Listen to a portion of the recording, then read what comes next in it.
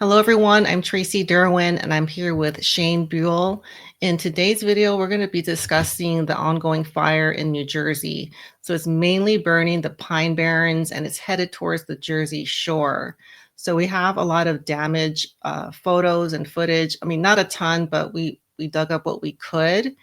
And then we're going to discuss the Pinelands acquisition target area. So plans that have already been made for this area, the natural asset companies and the scheme to attain these natural assets, and then also what's under the soil. So for example, the aquifer system, we're going to go into that.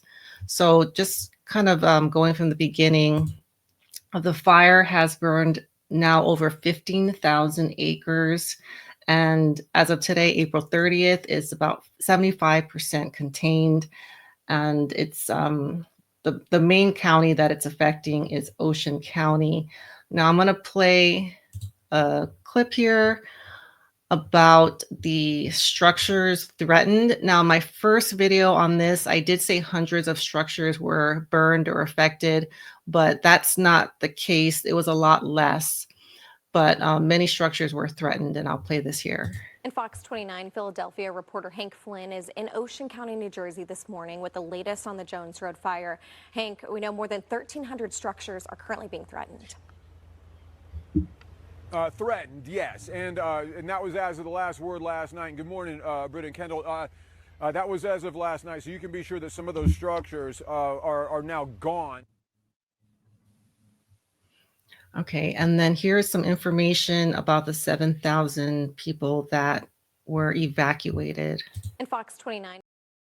We had 4,000 people. Lacey had 3,000. Yep. We're evacuating 7,000 people. Route 9 closed both ways. Parkway closed both ways. You do the best you can. No one thought of this scenario.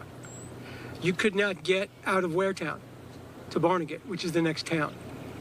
Traffic was stopped, and our chief did a stellar job of redirecting the traffic, having the state reopen the parkway so everyone can evacuate south. Without that, people would be still on Route 9. But there's this kind of circumstance you can't prepare for. It was like preparing for Sandy. We couldn't do it either. All right, and then real quick, something that is similar to these other fires is the New Jersey Mayor Murphy, was out of town and the Lieutenant Governor had to step in and call the shots. So we saw that in Maui, and we also note that in LA, the mayor was out of the country as well. All right, now I'm going to speak a little bit on the smoke, and as you can see here, the smoke is very, very black, but there's also a lot of white smoke, and this is very typical of this type of pine. It does tend to burn black and then turn white.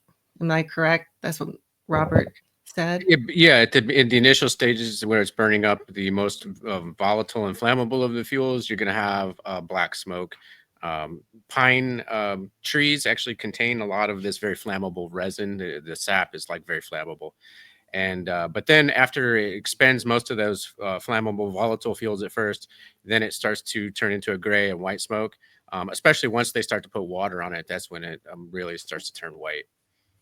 Okay, and then I'm going to play this clip about the fire NATO that was caught, and I'll have you, Shane, explain a little bit. Okay, so yeah, this is, I would say, less of a fire NATO and more of what you might call a fire devil or a fire whirl. They do have different classifications depending on size. So this one actually, based on how small it was, actually looks a little bit more like what they would call a fire devil.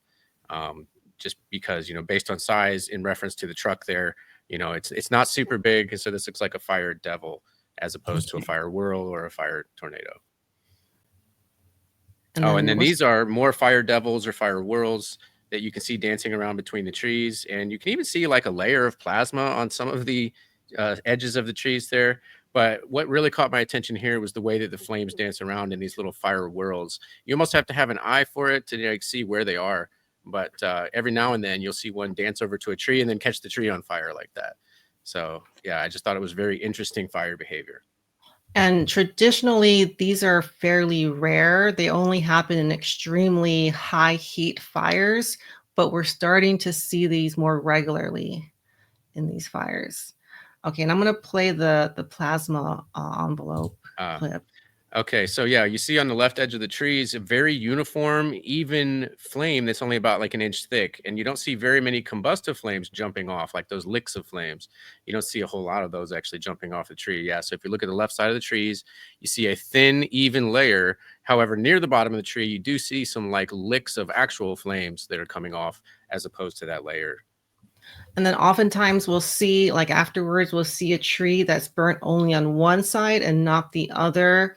Typically, the fire will start in like one part of the tree and kind of either go or climb up, not start at one side and not affect the other, right?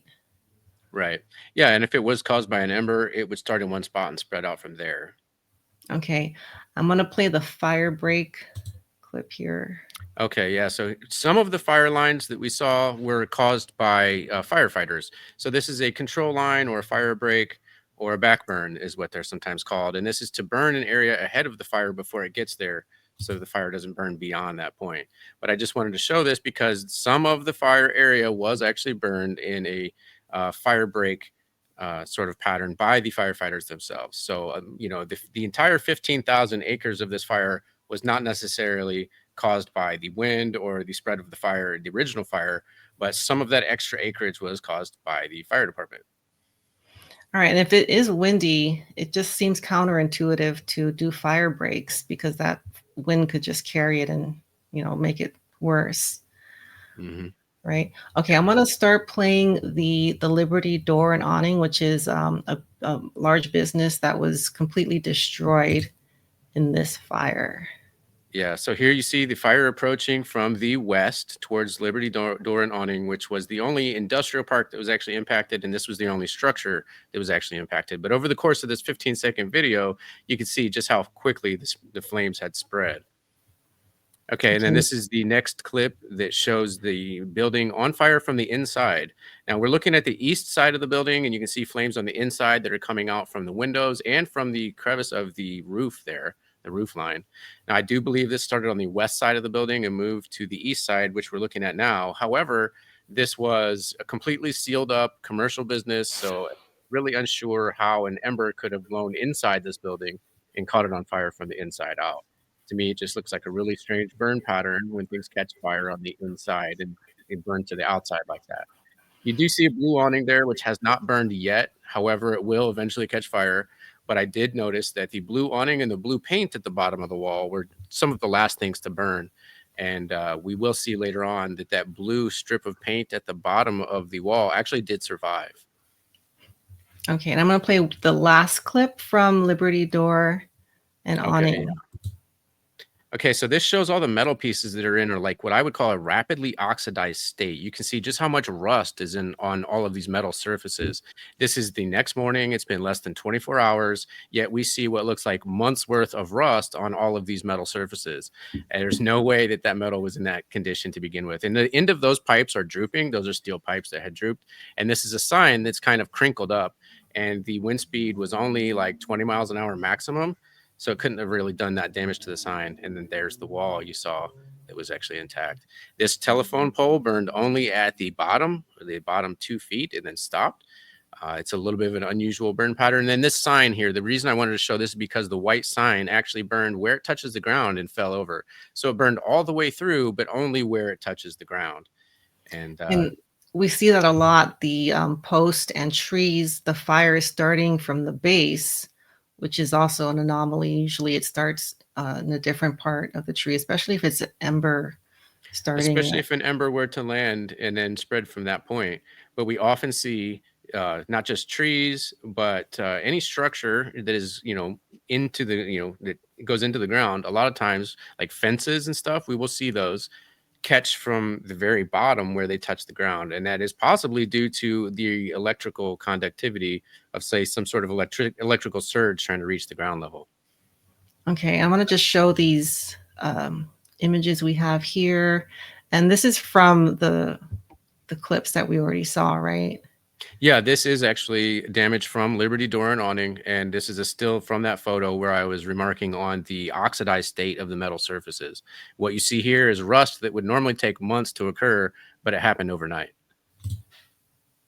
And then here again is more surfaces with that rapid oxidation pattern, which I believe is from an electrolysis. And then again, you see more of that surface area rust, but then there's also some twisting to this metal. We saw that in Lahaina in Maui. On Maui, there was a lot of metals that were just twisted up like a rope. And to me, the only thing that could possibly do that is a very strong electromagnetic field or current of some sort. And then here is the rest of the door, Liberty door and awning. You can see that the blue awning did eventually burn, and then the entire structure did eventually collapse. And then there was the sign before it actually burned. And there's the bush, which I didn't mention in the video, but the bush actually was dried out, but not burned. That was right next to the sign. So not only did the sign only burn where it touched the ground, but the bush right next to it had only dried out and not caught fire. Okay, and this is the last one. This is called metal sign. Yeah, so this metal sign is burned in a similar fashion to what we've seen before, where it's taken the most damage where it touches the other metal that's touching the ground.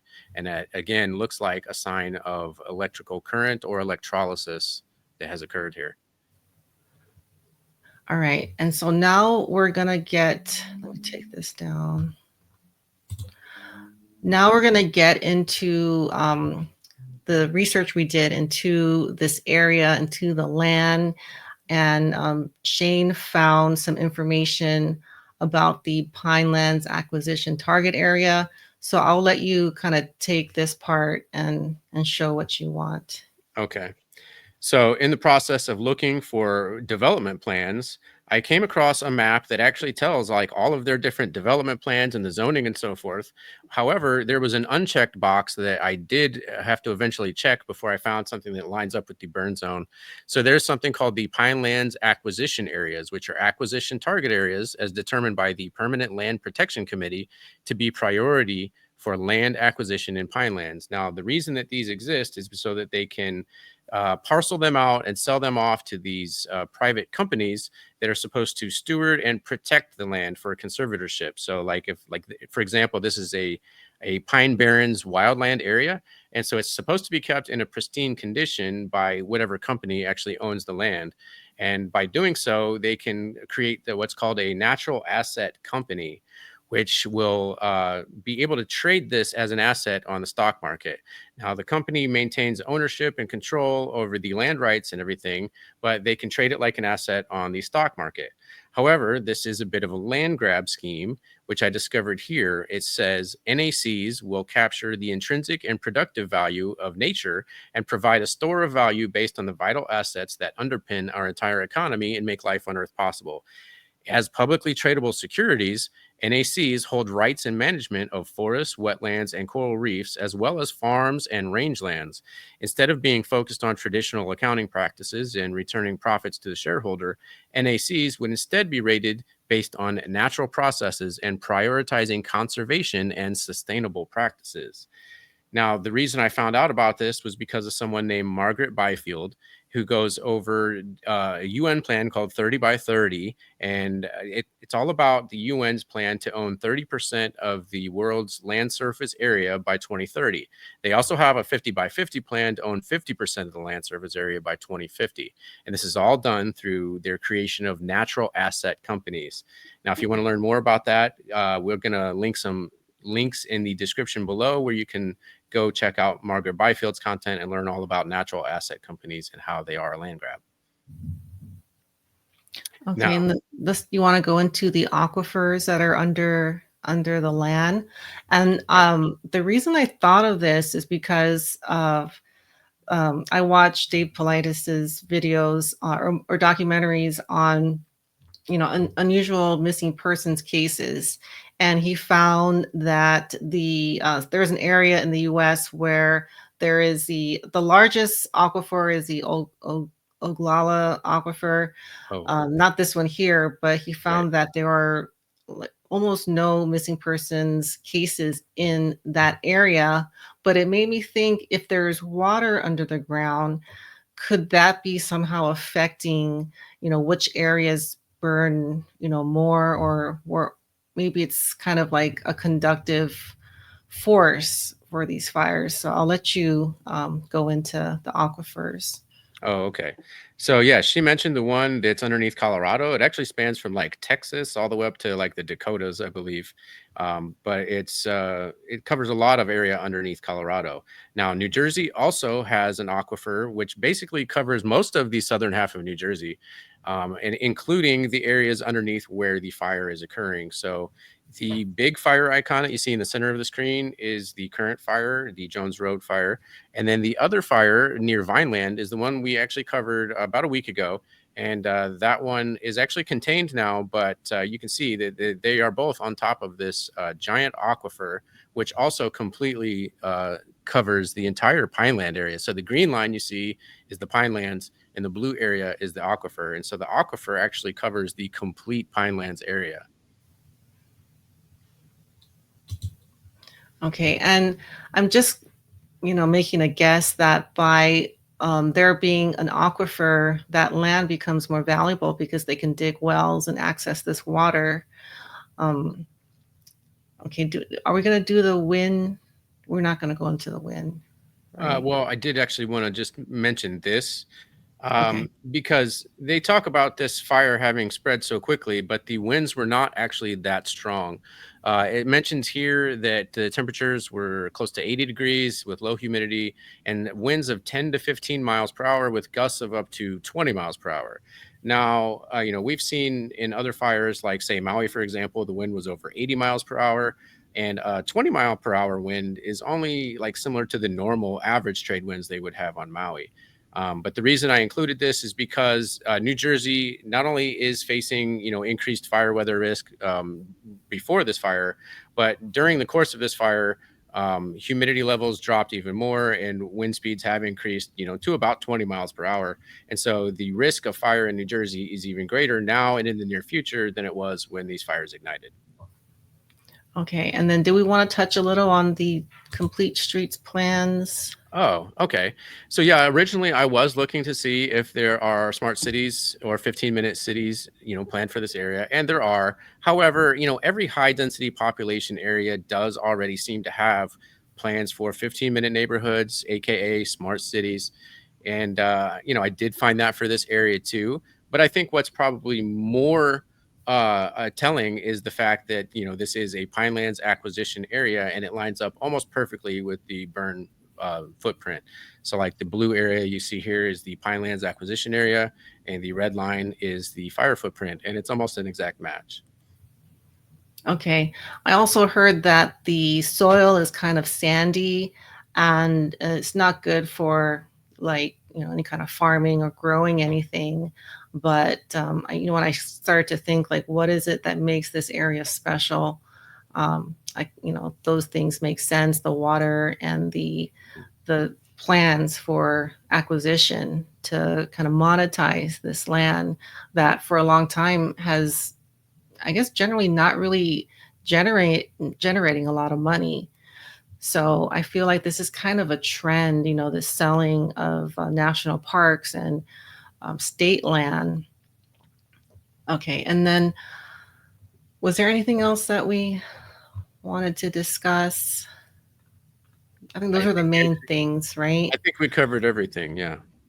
Right. So we have been making that connection with the 15-minute cities, but with this one, I don't think it's so much applicable for this fire. But I will kind of point out a trend that we see is that often there's like a preliminary fire.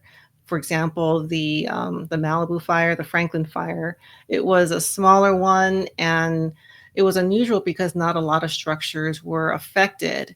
But less than a month later is when the LA fires came about and did destroy a lot of the structures in Malibu.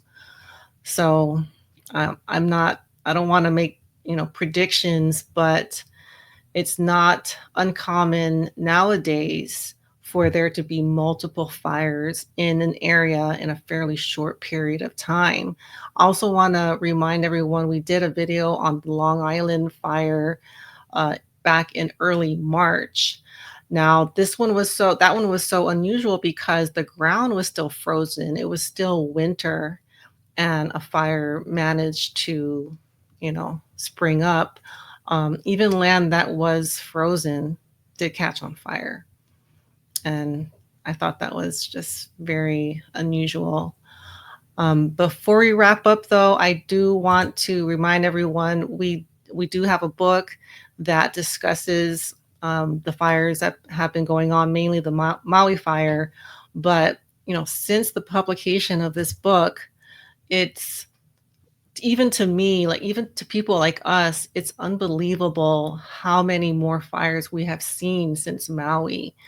I mean, we really don't even have a fire season because in the early Januaries when LA happened, in the East Coast, we're seeing them in the winter, and I'm just really concerned about this summer. If this is happening in the winter and the spring, what is the summer going to look like? And I was speaking to Robert, and yeah, he's really concerned, especially for California. Seeing the response and just the complete lack of concern for the people who are affected by these tragedies.